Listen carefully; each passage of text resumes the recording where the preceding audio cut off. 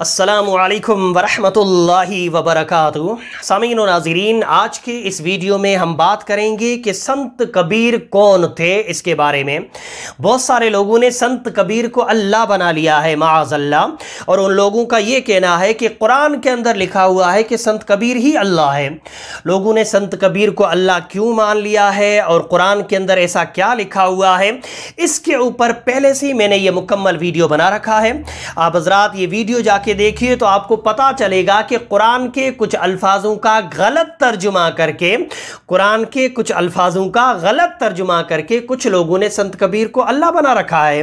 तो इसलिए बिलखुसूस मैं आज के वीडियो में आप हज़रात को बताऊंगा कि संत कबीर आखिर थे कौन, जिनको कुछ लोगों ने अल्लाह बना लिया है। तो आइए शुरू करते हैं। और हाँ, संत कबीर के बारे में जानकारी देने से पहले यह बताना भी ज़रूरी समझता हूँ कि संत कबीर के बारे में जो भी चीज़ें मैं आपको बताऊँगा वो न कुरान से है न हदीस से है, वो यूट्यूब और गूगल पे जो मुझे जानकारी मिली उसी हिसाब से मैं आप हज़रात को बताऊंगा। इसलिए ज़रूरी नहीं कि जो चीज़ मैं बता रहा हूं वो 100% सच हो। गूगल और यूट्यूब की चीज़ें हैं बताई हुई, गलत भी हो सकती हैं, कहानियां भी हो सकती हैं, लेकिन मुझे ये वीडियो बनाने की ज़रूरत इसलिए पेश आई क्योंकि कुछ बिके हुए मुसलमानों के भी वीडियो सामने आ रहे हैं जिसमें वो मुसलमान ये कहते हुए सुनाई दे रहे हैं कि हाँ, माअज़ल्लाह संत कबीर ही हमारा अल्लाह है। इसलिए मुझे ये ज़रूरत पड़ी कि मैं ये वीडियो बनाऊं और उन सब लोगों को जवाब दूं। तो आइए शुरू करते हैं। सबसे पहले संत कबीर कहाँ पैदा हुए उसके बारे में। आज से तकरीबन 600 साल पहले काशी के अंदर एक विधवा ब्राह्मणी के घर एक बच्चा पैदा हुआ। विधवा ब्राह्मणी का मतलब समझते हो आप? बेवा ब्राह्मणी के घर एक बच्चा पैदा हुआ। उस विधवा ब्राह्मणी ने लोगों के डर की वजह से उस बच्चे को ले जा करके तालाब के अंदर कमल के फूल के ऊपर रखा और फिर वहां से चली जाती है। उस तालाब के पास से दो मुसलमान मियाँ बीवी नीरू और नीमा नाम के गुजर रहे थे। उनको बच्चे के रोने की आवाज़ आई। उन्होंने जब तालाब की तरफ झांक के देखा तो कमल के फूल के ऊपर एक बच्चा लेटा हुआ था। उसे वो मुसलमान मियाँ बीवी गोद ले लेते हैं, उसे बड़ा करते हैं, उसका नाम कबीर रखते हैं। वही संत कबीर बनता है। एक कहानी तो संत कबीर की पैदाइश को लेके एक कहानी तो ये बताई जाती है। वहीं दूसरी तरफ कुछ लोग बोलते हैं कि नहीं, किसी विधवा या बेवा ब्राह्मणी के घर पैदा नहीं हुए थे, बल्कि तालाब के अंदर कमल के फूल के ऊपर प्रकट हुए, यानी जाहिर हुए थे। वहां से मुसलमान मियाँ बीवी गुजर रहे थे तो उन्होंने कमल के फूल से इनको उठा लिया, फिर उनकी परवरिश की, उनका नाम कबीर रखा और यही संत कबीर कहलाया बड़ा होकर के। ये दोनों कहानियां मैं अपनी तरफ से नहीं कह रहा हूं, ये उन्हीं की जुबानी में आपको बता रहा हूं जो संत कबीर की जीवनी यानी संत कबीर की जिंदगी बयान कर रहे हैं। एक मर्तबा आप लोग उनकी जबान से भी इनको सुन लीजिए। के जीवन को लेकर भिन्न भिन्न मान्यताएं हैं। प्रचलित लोक मान्यताओं के मुताबिक कबीर को एक विधवा ब्राह्मणी ने जन्म दिया था। वो नवजात शिशु को लहरतारा तालाब के पास छोड़ गई।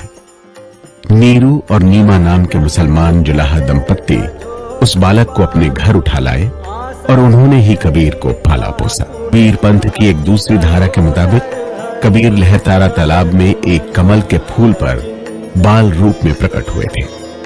वो अविगत अवतारी हैं। कबीर साहब इस लहरतारा तालाब में कमल पुष्प पर बाल स्वरूप में नीरू और नीमा को प्राप्त हुए थे। तो संत कबीर की पैदाइश के बारे में जो दोनों बातें बताई जाती हैं वो दोनों बातें आप हज़रात ने अच्छे से सुन ली। उसके बाद संत कबीर के बारे में बताया जाता है कि वो मजहब और ज़ात पात के बिल्कुल खिलाफ थे। वो किसी एक मजहब को नहीं मानते थे, वो सारे मजहबों को मानते थे। हमेशा एक चीज़ याद रखना, मुसलमान का मजहब हमेशा इस्लाम होगा। बाकी किसी भी मजहब को बुरा भला नहीं कहेगा, यहाँ तक सही है, लेकिन मजहब मुसलमान का सिर्फ इस्लाम होगा, क्योंकि अल्लाह पाक ने हमारे लिए, हम मुसलमानों के लिए, हमारे अल्लाह ने जो मजहब पसंद फरमाया वो इस्लाम है। ये आयत आपको कलाम मजीद में मिल जाएगी। तो संत कबीर के बारे में आता है कि उनका कोई एक मजहब नहीं था, वो मजहब और ज़ात पात के बिल्कुल खिलाफ थे। वो सारे मजहबों को मानते थे। इस हिसाब से वो इंसान मुसलमान भी नहीं था। जो बातें बताई जा रही हैं शरीयत के हिसाब से वो बंदा मुसलमान भी नहीं था। और आगे संत कबीर के बारे में ये बताया जाता जाता है कि अपनी रोज़ी रोटी चलाने के लिए संत कबीर कपड़ा बुनने का काम करते थे। फिर उनकी शादी भी हुई, फिर उनके घर में एक लड़का पैदा हुआ जिसका नाम कमाल रखा गया, फिर एक लड़की पैदा हुई जिसका नाम कमाली रखा गया। ये जितनी भी चीज़ें हम संत कबीर के बारे में सुन रहे हैं, इन बातों से साफ पता चलता है कि वो एक इंसान था। हाँ, वो साधु हो सकता है, वो संत हो सकता है, वो अच्छा खिदमत करने वाला इंसान हो सकता है, ये सारी चीज़ें तो फिर भी सही हैं, लेकिन जितनी भी चीज़ें हम सुन रहे हैं, इन चीज़ों को मद्देनज़र रखते हुए ये साफ पता चलता है कि वो इंसान ही था, अल्लाह नहीं हो सकता। क्योंकि अल्लाह न पैदा होता है, न अल्लाह की कोई बीवी है, न अल्लाह की कोई औलाद है, न अल्लाह खुद माअज़ल्लाह किसी की औलाद है। और अल्लाह न पैदा होता है न मरता है, अल्लाह हमेशा से है, अल्लाह हमेशा रहेगा। संत कबीर तो पैदा भी हो रहे हैं, उसके बाद फिर वो मर भी गए। हाँ, मरने के बाद उनके लिए ये कहानी ज़रूर बताई जाती है कि जैसे ही चादर उठा के उनकी लाश को देखा गया तो लाश गायब हो चुकी थी, नीचे फूल पड़े थे। तो फिर उनके नाम का जो मज़ार बना हुआ है, वहाँ कब्र के अंदर फिर किसको रखा गया है।